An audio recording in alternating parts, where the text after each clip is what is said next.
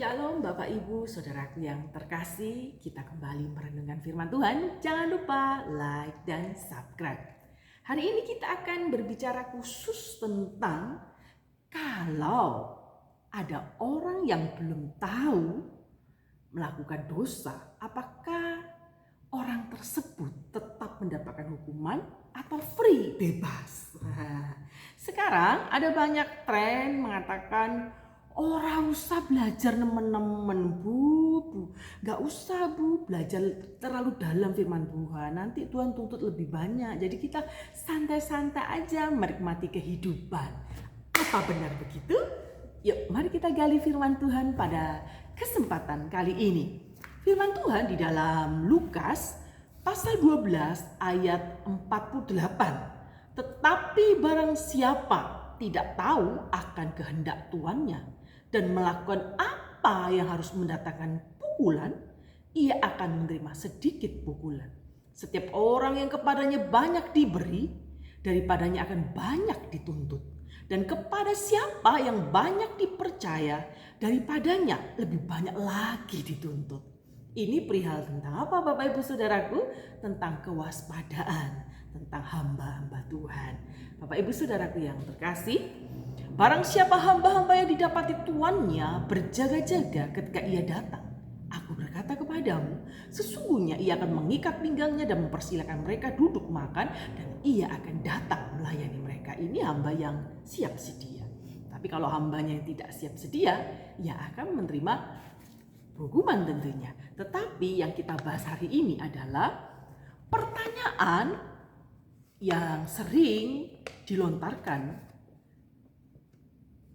Mari kita akan mencoba mengekspor keterkaitan antara kesalahan dan pengetahuan.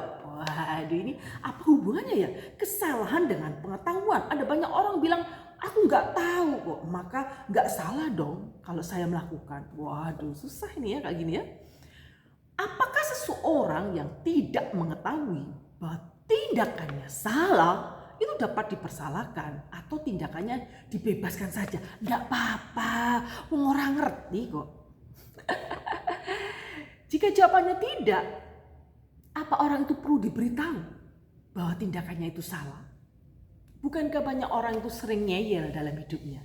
Diberitahu tapi tetap ngeyel. Ya, Bapak Ibu Saudaraku ya. Kita sebagai orang Kristen seringkali dalam menyikapi banyak orang unik ya. Ada yang ngotot,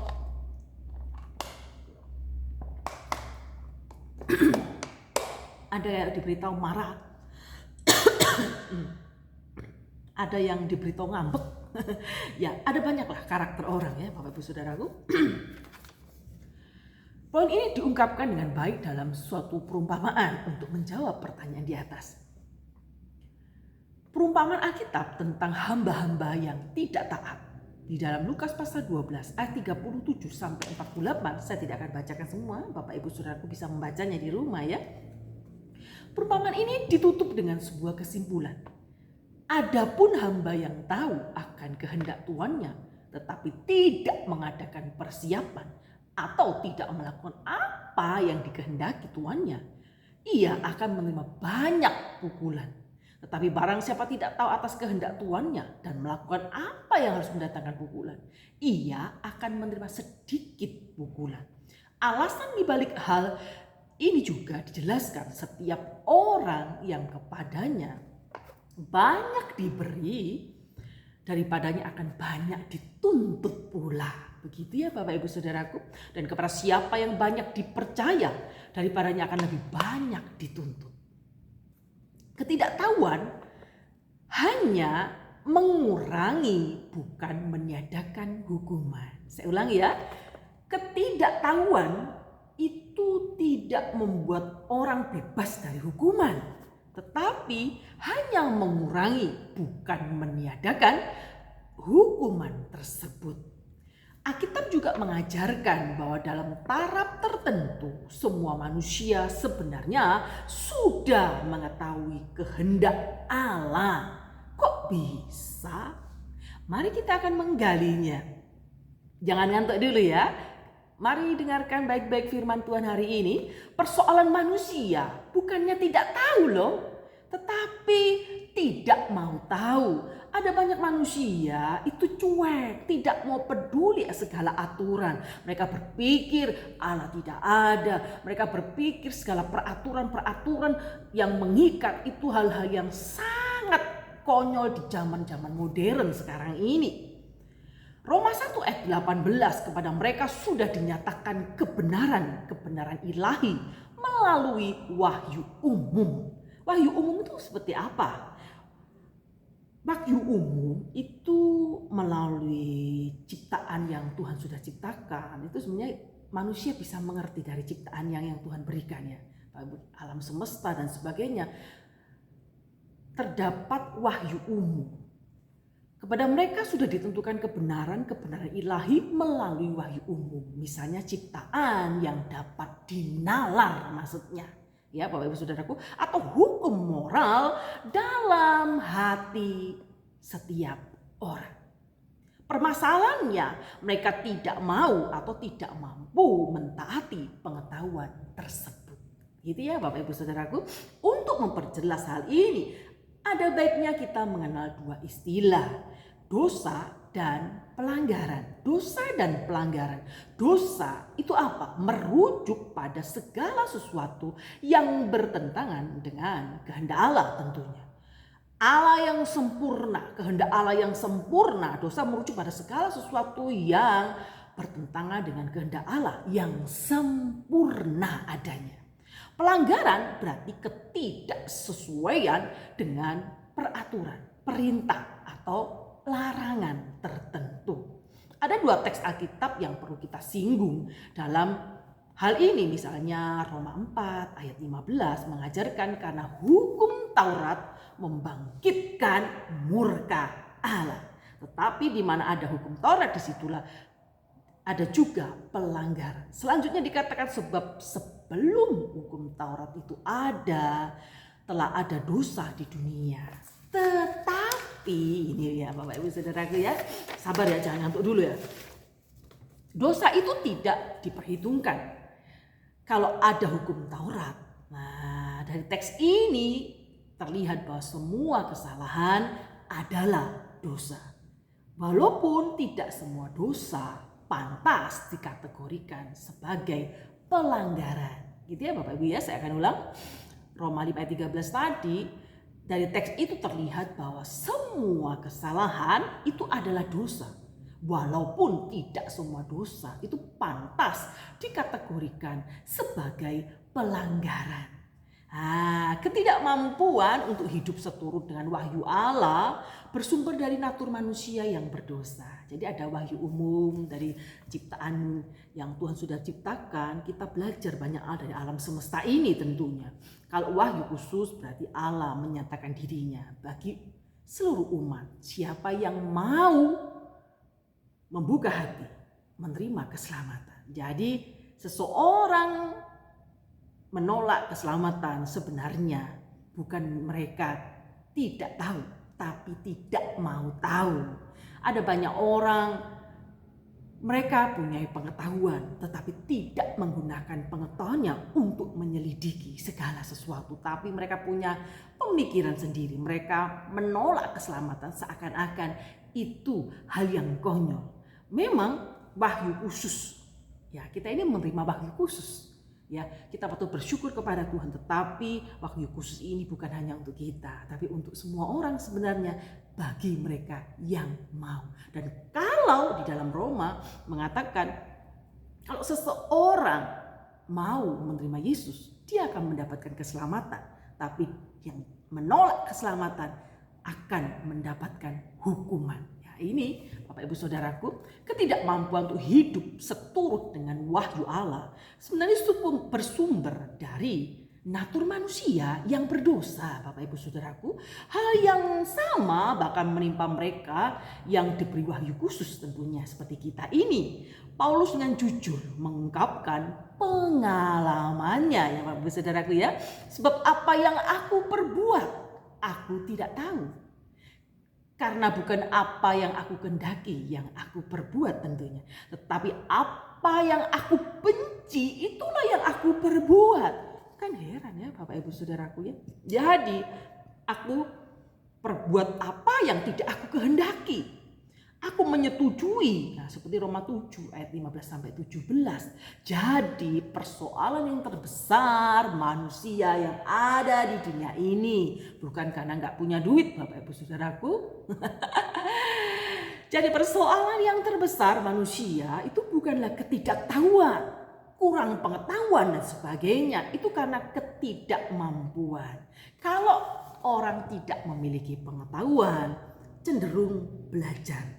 Zaman modern mencari pengetahuan itu hal yang sangat mudah tentunya. Mengakses internet dan sebagainya, membaca buku. Banyak sekali sumber-sumber yang dapat digali kalau memang ada niat untuk belajar.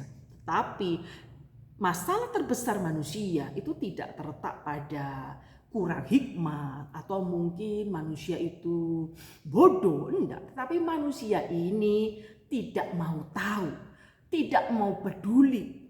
Firman Tuhan sudah datang, mereka tidak menghiraukan, bahkan mengeraskan hati. Itu ya Bapak Ibu Saudaraku. Sebuah ilustrasi yang mungkin bermanfaat untuk menerangkan kebenaran di atas. Sebenarnya banyak sih orang pedalaman terbiasa mandi di sungai yang kotor. Ya, saya pernah sesekali jalan gitu ya di desa tempat suami saya tinggal, itu ada sungai gitu ya. Ya lumayan mengalir airnya, mereka mandi di sana. Ya mandi, buang air, ya sikat gigi ya bersama-sama di sana semua. Saya kaget, wah pemandangannya kok. Bapak Ibu Saudaraku, mereka menyikat gigi dengan air yang sama dengan mereka buang air besar, kencing dan sebagainya. Dari kacamata orang perkotaan, ini sudah mengenal berbagai informasi kesehatan tentunya, sanitasi dan sebagainya. Kebiasaan ini sangat berbahaya. Dari kacamata mereka sendiri yang tinggal di sana berabad-abad, tentu saja itu hal yang lumrah. Tidak ada yang perlu dirisaukan dari kebiasaan mandi di kali, mandi di sungai. Sekalipun mereka tahu dan mempercayainya, belum tentu mereka mau dan mampu berubah. Ya, Bapak Saudaraku tahu dari sini ya, pengetahuan dan keyakinan yang mereka miliki tidak akan mengubah segala sesuatu karena mereka nyaman di situ, tidak apa-apa. Mandi di sini bertahun-tahun, anak cucu saya, buyut saya tidak ada yang sakit, semua sehat-sehat saja. Jadi enggak, no problem bagi saya untuk mandi di kali dengan melakukan kegiatan yang bercampur aduk. Nah, bagi orang yang di luar merasa lihat, kan gitu ya Bapak Ibu Saudaraku ya. Pengetahuan apa yang kita miliki tentu saja akan menjadi hal-hal yang tidak sinkron manakala kita tidak meyakini pengetahuan itu tentunya. Mereka sudah terlanjur nyaman dan aman. Apa yang mereka lakukan belum tentu mampu mendapatkan air yang bersih dengan jumlah yang memadai tentunya. Apakah ketidaktahuan penduduk setempat tentang kesehatan itu menjadi kebiasaan yang dapat ditolerir? Betulkah begitu?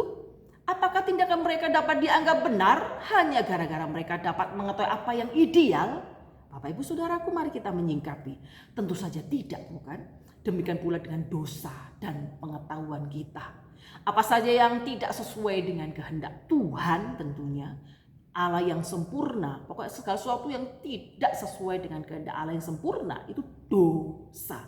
Jangan pernah menganggap remeh dosa. Walaupun pada zaman sekarang, zaman serba modern, orang menganggap dosa itu hal yang suatu yang permisif, yang tidak perlu terlalu diwah-wahkan, digaung-gaungkan. Orang sudah merasa dosa itu nyaman, begitu ya Bapak Ibu Saudaraku.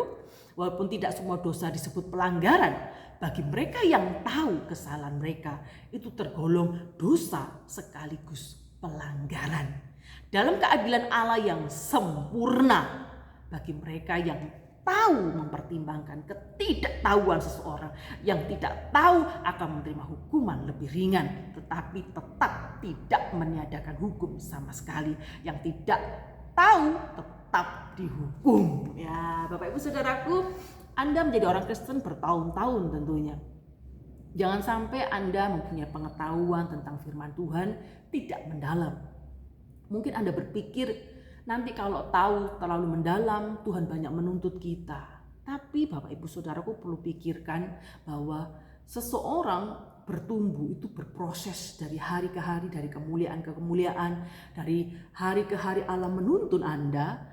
Jadi apa yang Tuhan percayakan itu seharusnya Anda gali dalam-dalam, Anda pelajari baik-baik dan Anda lakukan. Jangan sampai jadi orang Kristen yang pandai memiliki banyak pengetahuan tentang firman Tuhan, tetapi pengetahuannya hanya sekedar pengetahuan. Apa yang dilakukan sehari-hari tetap sama. Budaya-budaya yang tidak sesuai dengan firman Tuhan tetap dilakukan.